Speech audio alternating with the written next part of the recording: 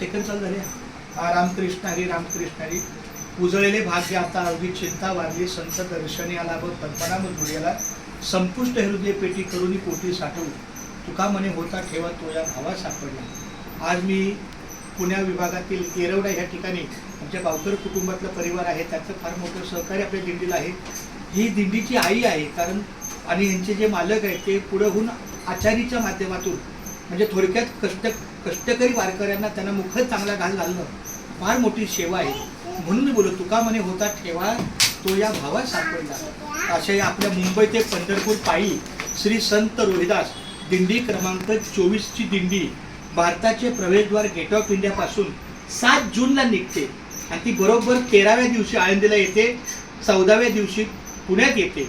पुण्यात येण्याचा दिवस आहे 20 जून आणि 21 जून आणि तिथून पुढे मग आपलं माऊलीच्या मार्गाला. तर मी आमच्या बावकर परिवाराला अशी विनंती करतो की त्यांनी सर्वांनी गेट ऑफ इंडियाला दिंडीच्या प्रस्थानाला यायचं. माऊली रामकृष्ण रामकृष्ण. त्याचबरोबर आमचा हा लखन आहे, त्याचं सुद्धा फार मोठं सहकार्य आहे, सेवा आहे. खूप छान.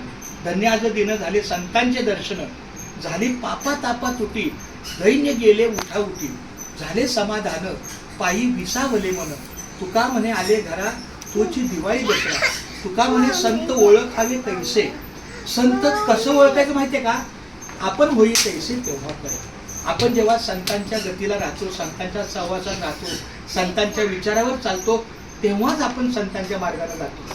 म्हणून धन्यवाद दिनं झाले संतांचे दर्शन. माऊली रामकृष्ण बावकर परिवारा खूप खूप धन्यवाद. माझ्या आईला, मला आई अजून आठवते, वाल्यामध्ये गेल्यावर माझ्या आईनं मला काय कुरमुरं दिलं.